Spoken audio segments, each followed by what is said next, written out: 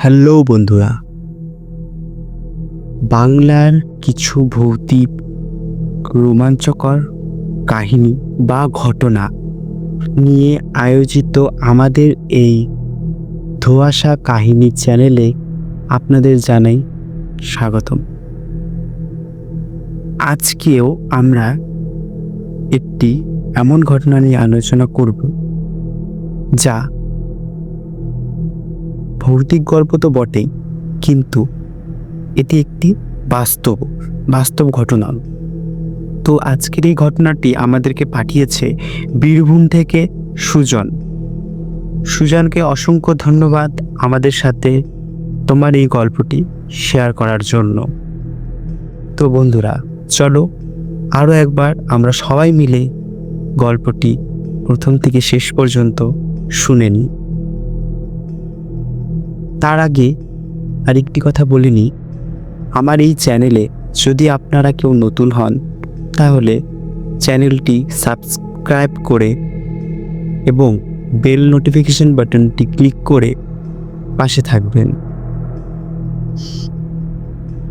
তার সাথে সাথে আপনাদের জীবনের কোনো রোমাঞ্চকর ঘটনা বা কাহিনী আমার সাথে শেয়ার করতে ডেসক্রিপশনে দেওয়া মেইল আইডিতে পিডিএফ করে পাঠিয়ে দিতে পারেন। আমি সরঞ্জিত আলোচনা করব আপনার পাঠানো কোনো রোমাঞ্চকর ঘটনা বা কাহিনী আমাদের এই চ্যানেল ধোঁয়াশা কাহিনীতে। সুজন যেভাবে আমাদের গল্পটা পাঠিয়েছে আমি ঠিক সেভাবেই পড়ে তোমাদের শোনানোর চেষ্টা করব।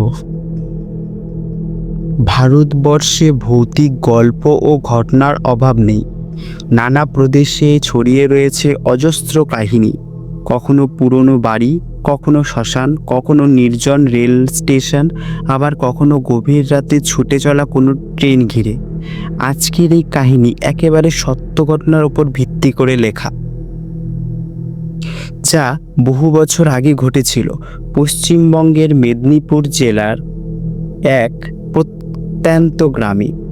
এটি শুধু একটি ঘটনা নয়, বরং একটি আতঙ্ক যা বহু বছর ধরে সেখানকার মানুষজনের মনে গেঁথেছিল। ঘটনাটি ঘটেছিল 1977 সালের দিকে শীতের এক সন্ধ্যায় মেদিনীপুর জেলার গড়বেতা থানার অন্তর্গত এক ছোট্ট গ্রাম নাম ধানপুর। গ্রামটি তখনও আধুনিকতার ছোঁয়া পায়নি, বিদ্যুৎ ছিল না, কুয়ো ও দিঘির জলেই চলত জলপান। সন্ধে নামলেই চারিদিকে শুধু ঝিঝি পোকার ডাক ও কুকুরের ডাকে মুখর হয়ে উঠত এলাকা। ধানপুর গ্রামের পাশ দিয়ে যেত একটি পুরনো রেল লাইন। এটি ছিল ইংরেজ আমলে নির্মিত, কিন্তু 1965 সালের পর থেকে এই রুটে ট্রেন চলাচল পুরোপুরি বন্ধ হয়ে যায়। রেল লাইনটি তখন ধীরে ধীরে জঙ্গলে ঢেকে যায়, কেউ আর ওদিক যায় না। কিন্তু আশ্চর্যের বিষয়, মাঝে মাঝে রাতের বেলায় গ্রামের মানুষ রেলের শব্দ শুনত, চাকার ঝনঝনানি, হুইসেলের শব্দ, এমনকি আলোর ঝলকানিও দেখা যেত। সবচেয়ে উল্লেখযোগ্য ঘটনাটি ঘটে 1977 সালের 18ই ডিসেম্বর। সেই রাতে গ্রামের এক কৃষক নাম অজিত পাল রাত 10টা নাগাদ নিজের গরু খোয়ারে বেঁধে বাড়ি ফিরছিলেন। বাড়ি ফেরার সময় তাকে রেল লাইনের কাছ দিয়ে আসতে হয়। হঠাৎ করেই তিনি দেখতে পান দূরে এক টানা আলো আসছে, একদম ট্রেনের হেডলাইটের মতো। সঙ্গে সঙ্গে আসে ট্রেনের হুইসেলের শব্দ ও চাকার ঝনঝনানি। অবাক হয়ে তিনি দাঁড়িয়ে পড়েন, কিভাবে সম্ভব? এই লাইনে তো গত 12 বছর ধরে কোনো ট্রেন চলে না। হঠাৎ করেই তিনি অনুভব করেন চারপাশ ঠান্ডা হয়ে যাচ্ছে, গায়ে কাঁটা দিয়ে ওঠে। তিনি সরে দাঁড়ানোর আগেই তার পাশ দিয়ে বেগে চলে যায় একটি পুরনো ধাঁচের স্টিম ইঞ্জিন ট্রেন। ধোঁয়ায় ভরে যায় চারিদিক, কিন্তু অদ্ভুত ব্যাপার হলো ট্রেনের ভিতরে কোনো যাত্রীই ছিল না। সব কামরাই ফাঁকা, জানালার কাচ ভাঙা, যেন বহু পুরনো ও জরাজীর্ণ একটি ট্রেন ছুটে চলেছে। অজিত পাল ভয়ে কাঁপতে কাঁপতে বাড়ি ফিরে যান। পরিবার ও প্রতিবেশীদের কাছে সব খুলে বলেন। প্রথমে কেউ বিশ্বাস করতে চায়নি, কিন্তু এর আগে অনেকেই এরকম শব্দ ও আলো দেখার কথা বলেছে, শুধু সাহস করে বলেনি। এরপর বিষয়টি নিয়ে এলাকায় আলোচনা শুরু হয়। স্থানীয় পঞ্চায়েত সদস্য থেকে শুরু করে স্কুল মাস্টার সবাই বিষয়টিকে গুরুত্ব দেয়। একজন প্রবীণ স্কুল শিক্ষক শ্রীযুক্ত অনুপম ব্যানার্জি বিষয়টি নিয়ে খোঁজখবর শুরু করেন। তিনি রেলওয়ের একটি পুরনো রেকর্ড হাতে পান, যেখানে লেখা ছিল 1957 সালে একটি ভয়ঙ্কর ট্রেন দুর্ঘটনা ঘটেছিল এই লাইনে।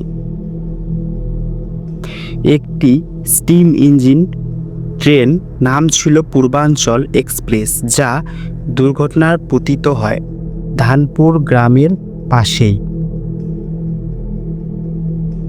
ট্রেনটি কুয়াশার মধ্যে রেল সিগন্যাল উপেক্ষা করে এক পরিত্যক্ত সেতুতে উঠে পড়ে এবং ভেঙে চুরে নিচে পড়ে যায়। সেই দুর্ঘটনায় মৃত্যু হয়েছিল প্রায় 43 জন যাত্রীর, যাদের বেশিরভাগেরই দেহ পাওয়া যায়নি। এই ঘটনার পরেই এই রেল লাইন ধীরে ধীরে বন্ধ হয়ে যায়। দুর্ঘটনার কথা স্থানীয়রা ভুলে গেল, রেলওয়ে ও প্রশাসনিক দপ্তরের রেকর্ডে রয়ে যায়। স্থানীয়রা বিশ্বাস করতে শুরু করে হয়তো সেই মৃত যাত্রীদের আত্মা আজও এই লাইনে ঘোরে, যেন তারা এখনো গন্তব্যে পৌঁছায়নি। সেই ট্রেনটি প্রতি বছর ডিসেম্বরের 18 তারিখে একই সময় ছুটে যায়, যেন সময়ের ঘড়ি এক মুহূর্তের জন্য থেমে যায় এবং অতীত ফিরে আসে বর্তমানের বুকে। 1980 সালের দিকে একজন পর্বতারোহী ও গবেষক দীপঙ্কর দে ঘটনাটি জানতে পেরে ধানপুর আসেন এবং 18 ডিসেম্বর রাতের সেই ট্রেন দেখার জন্য অপেক্ষা করেন। নিজের ক্যামেরা ও টেপ রেকর্ডার নিয়ে লাইনের পাশে অপেক্ষা করতে থাকেন। রাত 9:55 নাগাদ তার টেপ রেকর্ডার হুইসেলের শব্দ ধরা পড়ে এবং তিনি চোখে দেখেন একটি হালকা ধোঁয়ায় ঢাকা ট্রেন এগিয়ে আসছে, কিন্তু ক্যামেরায় ছবি তুলতে গেলেই ট্রেন হাওয়ার মতো উধাও হয়ে যায়। সেই ফুটেজ আজও কোনো প্রযুক্তি দিয়ে ব্যাখ্যা করা যায়নি। বছরের পর বছর ধরে স্থানীয়রা 18 ডিসেম্বর রাত এলে রেল লাইনের পাশে যাওয়া বন্ধ করে দেয়। পুজো দেওয়া হয়, প্রদীপ জ্বালানো হয় সেই আত্মাদের শান্তি কামনার জন্য।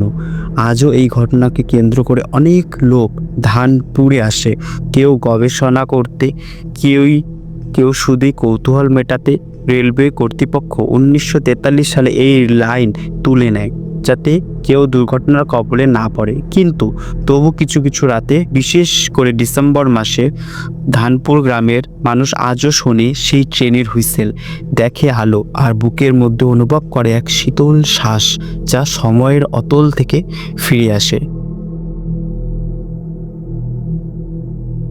বন্ধুরা, ভৌতিক ঘটনা নিয়ে বিতর্কের শেষ নেই। কেউ বিশ্বাস করে, কেউ করে না, তবে সত্য ঘটনাগুলোর এমন কিছু দিক থাকে যা সাধারণ যুক্তির বাইরে। ধানপুরের এই ট্রেন দুর্ঘটনা ও তার পরবর্তী অদ্ভুত ঘটনা আমাদের শেখায় মানব ইতিহাসের পেছনে লুকিয়ে আছে এমন অনেক সত্য যা আমরা আজও পুরোপুরি বুঝে উঠতে পারি না। এই ঘটনার নেপথ্যে শুধু ভয় নয়, আছে এক করুণ স্মৃতি, কিছু অমর আত্মার আর্তনাদ। ঘটনাটি আপনাদের কেমন লাগলো তা অবশ্যই আমাদের সাথে শেয়ার করবেন। কমেন্ট বক্সে জানাবেন যে গল্পটি কেমন আপনাদের লাগলো। গল্পটি আরেকবার বলছি, গল্পটি পাঠিয়েছে বীরভূম থেকে সুজন, তাই সুজনকে জানাই অসংখ্য ধন্যবাদ। আপনারাও আপনাদের মতন করে কিছু গল্প যা বাস্তবিক কিংবা অকালের অতলে চাপা পড়ে গেছে সেরকম কিছু ঘটনা আমাদের সাথে শেয়ার করতে পারেন। আমরা আমাদের দর্শক সবার সাথে সেই ঘটনা তুলে ধরব ধোঁয়াশা কাহিনী চ্যানেলের মাধ্যমে। আসছি আবার একটি অন্য নতুন ঘটনা নিয়ে। ততক্ষণ পর্যন্ত সবাই সুস্থ থাকবেন, ভালো থাকবেন। টাটা।